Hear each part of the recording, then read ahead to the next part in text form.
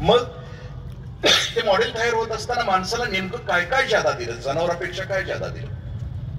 व्यवहारामध्ये कुठल्याही इंडस्ट्रीचा मालक आपलं नवीन मॉडेल तयार करत असताना जुन्या मॉडेलपेक्षा नवीन मॉडेलमध्ये काहीतरी ज्यादा फॅसिलिटीज देतो.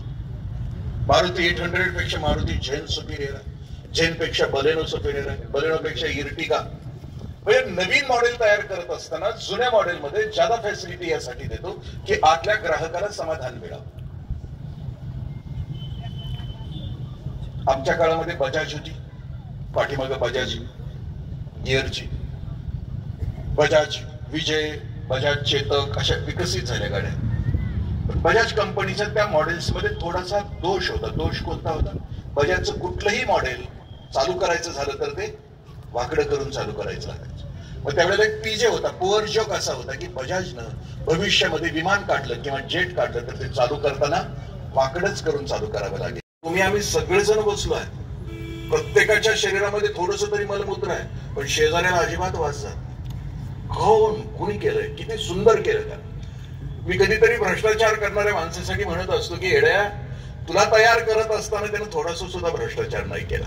थोडासा भ्रष्टाचार केला असता तर केवढे मोठे हाल तुला सहन करावे लागले असते, तुझ्या आयुष्यामध्ये काय भोगावं लागलं असतं. विचार कर, एक पेशी चुकला असता, एक टाका चुकला असता तुझ्या देहाचा, तर तुला नीट जगता नसता.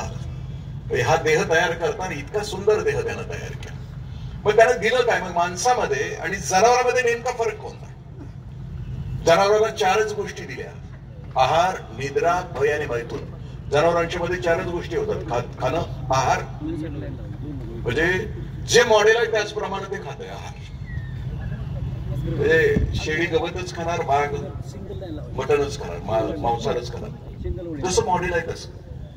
मी दिवसामध्ये 65,000 कोट पेशींचा हा देह तयार होतो का?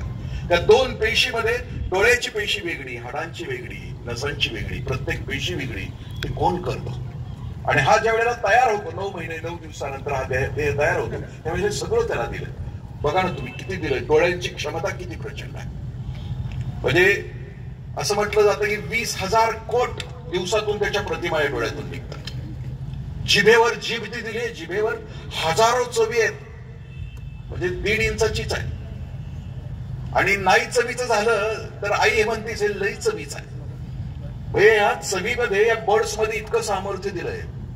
आपल्याला माहित असेल, लेज नावाची कंपनीचं ते वेपर्स आपण खातो, त्याला मीठ शोधून काढण्यासाठी करोडो रुपये त्यांच्या R&D डिपार्टमेंटने खर्च केले.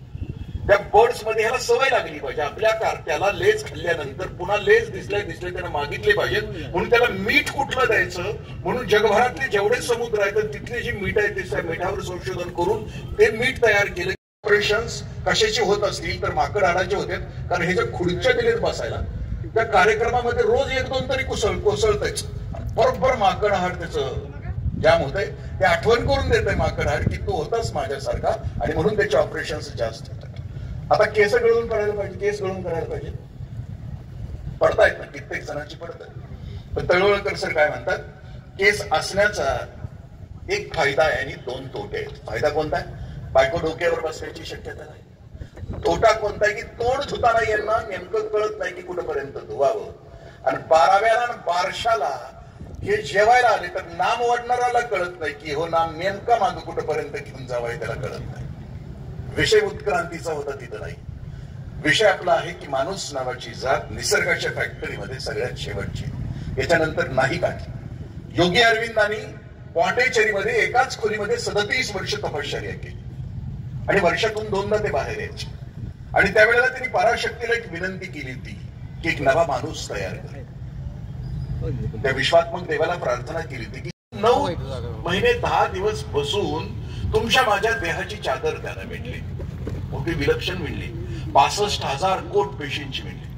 माझ्या पाठीमागे 4 डॉक्टर्स आहेत, त्यांना 9 मंथ्स